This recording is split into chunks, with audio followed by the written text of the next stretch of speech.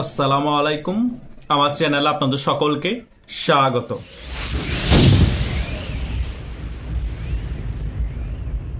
গত এক সপ্তাহ যাবৎ জাতিসংঘ থেকে বিএনপি সরকারকে অনেক বেশি চাপ প্রয়োগ করা হচ্ছে বাংলাদেশ আওয়ামী লীগ ইস্যুতে।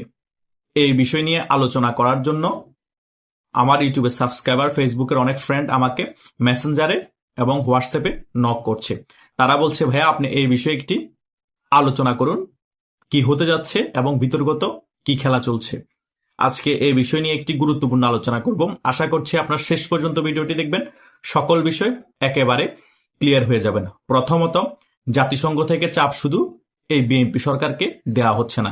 ডক্টর ইউনূস যখন ক্ষমতায় ছিল তখন থেকে জাতিসংঘ থেকে চাপ দেওয়া হচ্ছিল যে আওয়ামী লীগের কার্যক্রমের উপর যে নিষেধাজ্ঞা আছে সেটা তুলে ফেলা হোক এবং কোনো বড় রাজনৈতিক দলকে নিষিদ্ধ করা ঠিক হয়নি এবং একটি গণতান্ত্রিক প্রক্রিয়ায় নির্বাচন হোক বাংলাদেশে সকল দলের অংশগ্রহণে। এত চাপ হওয়ার পরেও কিন্তু ডক্টর ইউনূস সরকার তোয়াক্কা না করে আওয়ামী লীগকে নির্বাচনের বাইরে রেখে মামু ভাইগনা নির্বাচন দিয়ে দেয় এবং 12ই ফেব্রুয়ারি মামু ভাইগনা নির্বাচন হওয়ার পরবর্তী সময় থেকে জাতিসংঘ বাংলাদেশের রাজনৈতিক বিষয় নিয়ে খুব অ্যাক্টিভ হয়ে পড়ে এবং বিএনপি সরকারকে খুব বেশি চাপ প্রয়োগ করা শুরু করে যে বাংলাদেশ আওয়ামী লীগের কার্যক্রমের উপর যে নিষেধাজ্ঞা আছে সেটা তুলে ফেলার জন্য এবং বাংলাদেশ আওয়ামী লীগকে বাংলাদেশে রাজনীতি করার সুযোগ করে দেওয়ার জন্য। এখন বিএনপি কি সিদ্ধান্ত নিবে এটা একান্তই বিএনপির সিদ্ধান্ত, কিন্তু জাতিসংঘ থেকে যে চাপ আসছে সেটা সত্য কথা। যতদিন পর্যন্ত বাংলাদেশ আওয়ামী লীগের কার্যক্রম সচল হবে না ততদিন পর্যন্তই জাতিসংঘ থেকে চাপ আসবে। এর মধ্যে দিয়েই আওয়ামী লীগের শীর্ষ পর্যায়ের নেতা থেকেও একটি ঘোষণা চলে এসেছে যে ডিসেম্বরের মধ্যে শেখ হাসিনাকে দেশে ফিরানোর কাজ চলছে। এই ঘোষণা কে দিয়েছে? গতকালকে যারা এই নিউজটি দেখেছেন সকলে মোটামুটি অবগত আছেন। আওয়ামী লীগের প্রেসিডিয়াম সদস্য জাহাঙ্গীর কবির নানক ভাই এই ঘোষণা দিয়েছে। গতকালকে বিভিন্ন নিউজ মিডিয়ায় এটা ছাপানো হয়েছে এবং ডেইলি আজকের কণ্ঠের মধ্যে আমরা এই নিউজটি দেখতে পেয়েছি। তিনি ক্লিয়ারলি বলেছেন, আমরা প্রস্তুতি গ্রহণ করছি আওয়ামী লীগের সভানেত্রী শেখ হাসিনাকে এই ডিসেম্বরের মধ্যে বাংলাদেশে ফিরানোর জন্য। আপনারা সকল বিষয় একসাথে রিলেটেড করেন।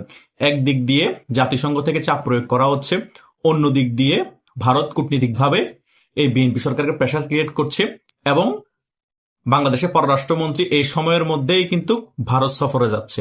আবার জাহাঙ্গীর কবির নানক গতকালকেই ঘোষণা দিয়ে দিয়েছে ডিসেম্বরের মধ্যে শেখ হাসিনাকে বাংলাদেশে ফিরানোর জন্য আমরা প্রস্তুতি গ্রহণ করছি।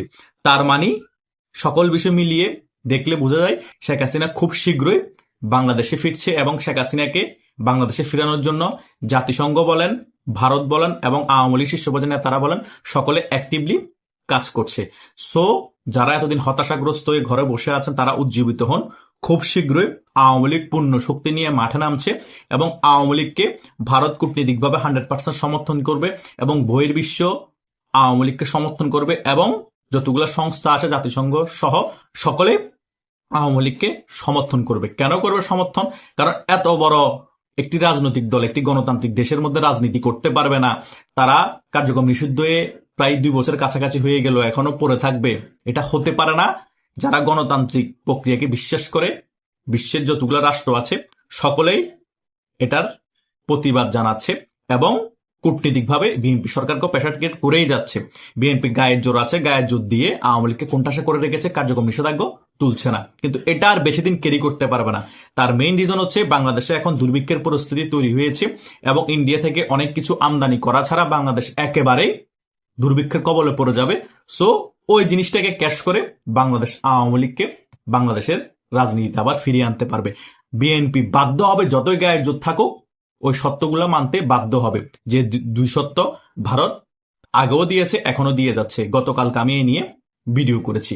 ওই সত্যগুলো মানতে হবে। জাতিসংঘের প্রেশার গুলো সহ্য করে আর টিকেও থাকতে পারবে না। সো জাতিসংঘ যেটা চাচ্ছে সেটাও মানতে হবে এবং আওয়ামী লীগকে বাধ্য হয়ে বাংলাদেশে আবার রাজনীতি করার সুযোগ করে দিতে হবে।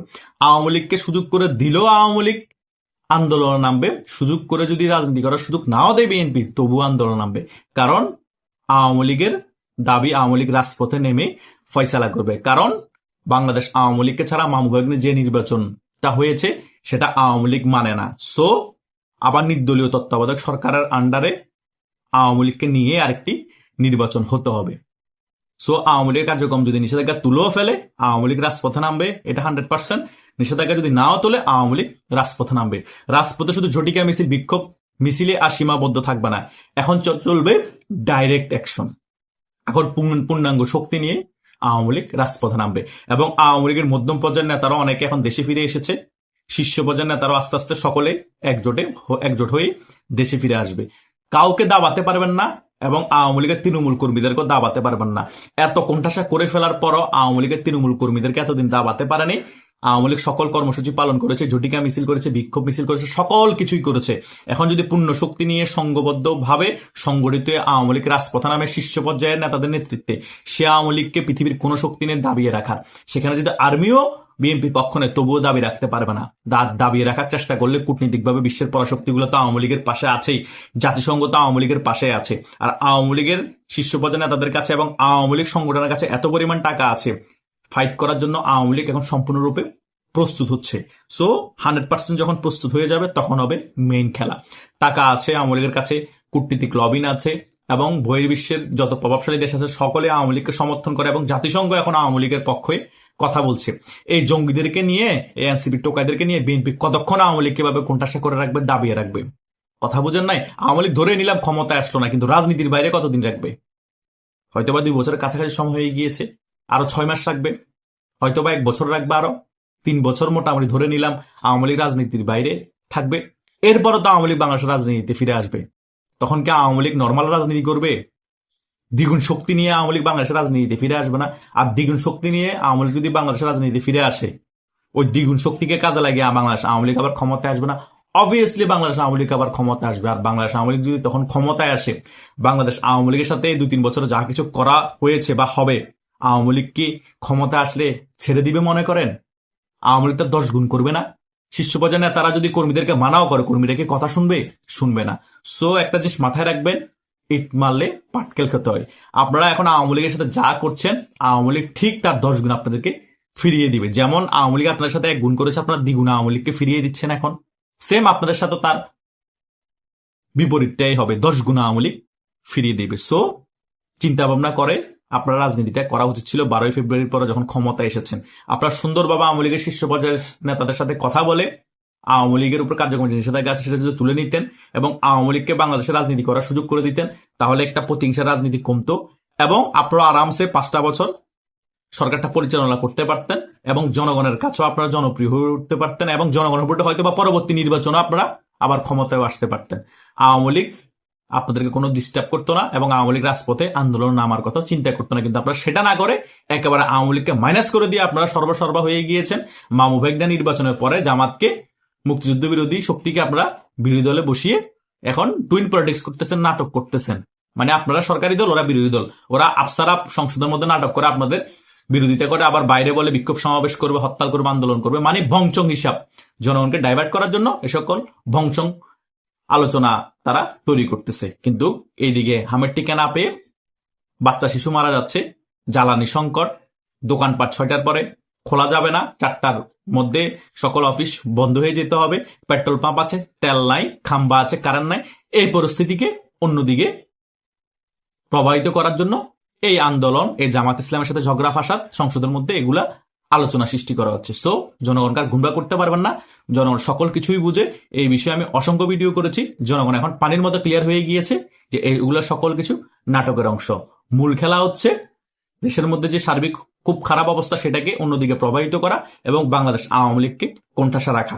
এই দুটা জিনিস ছাড়া বিএনপির আর কোনো এজেন্ডা নাই, জামাতের কোনো এজেন্ডা নাই। আর যত কিছু হচ্ছে সকল কিছু একটা নাটকের অংশ। আশা করছি আপনারা এই ভিডিওতে সকল কিছু ক্লিয়ার হয়ে গিয়েছেন। তবুও যদি কোনো প্রশ্ন থাকে আমাকে ভিডিওর কমেন্ট বক্সে কমেন্ট করতে পারেন, আমি উত্তর দেওয়ার চেষ্টা করব। ধন্যবাদ সকলকে।